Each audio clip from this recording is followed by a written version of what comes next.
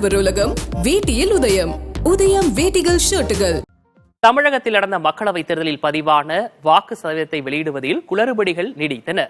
பல கேள்விகளை எழுப்பிய இந்த குளறுபடிகள் குறித்து தமிழ்நாடு தலைமை தேர்தல் அதிகாரி சத்யபிரதா சாஹூ விரிவான விளக்கத்தை அளித்திருக்கிறார். தமிழகம் புதுச்சேரியில் உள்ள 40 மக்களவை தொகுதிகளுக்கும் ஒரே கட்டமாக கடந்த 19ஆம் தேதி வாக்குப்பதிவு நடைபெற்றது.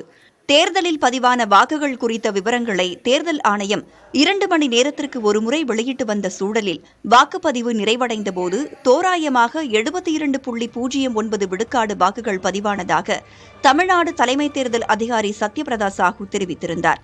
இதனைத் தொடர்ந்து கடந்த 20ஆம் தேதி 69.46 விழுக்காடு வாக்குகள் பதிவானதாக தெரிவிக்கப்பட்டது. இதற்கிடையில் அனைத்து தொகுதிகளிலும் வாக்குகள் இறுதி செய்யப்பட்டு 69.72 விழுக்காடு வாக்குகள் பதிவானதாக தேர்தல் ஆணையம் அதிகாரப்பூர்வமாக இறுதி அறிவிப்பை வெளியிட்டிருந்தது.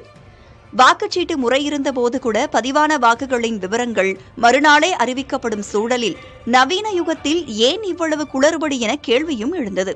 இதற்கு விளக்கம் அளித்துள்ள தமிழ்நாடு தலைமை தேர்தல் அதிகாரி சத்யபிரதா சாஹூ, செயலியில் கிடைத்த தகவலின் அடிப்படையில் வாக்கு விழுக்காட்டை கணக்கிட்டதால் தவறு நடந்ததாக கூறினார். செயலியில் அனைத்து வாக்குச்சாவடி அலுவலர்களும் கட்டாயம் பதிவேற்றம் செய்ய வேண்டும் என எந்த உத்தரவும் பிறப்பிக்கப்படவில்லை என தெரிவித்தார். வாக்காளர்கள் பலரது பெயர் விடுபட்ட விவகாரம் குறித்து பேசிய சத்யபிரதா சாஹூ, இதுகுறித்து ஒவ்வொன்றாக விசாரணை நடத்தப்படும் என கூறினார்.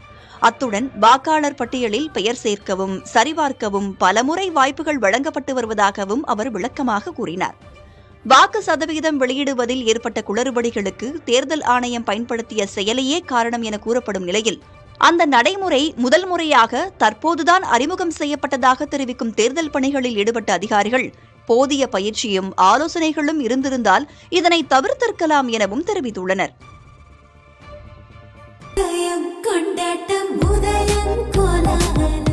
ஆடவர் உலகம் வேட்டியில் உதயம். உதயம் வேட்டிகள் ஷர்ட்டுகள்.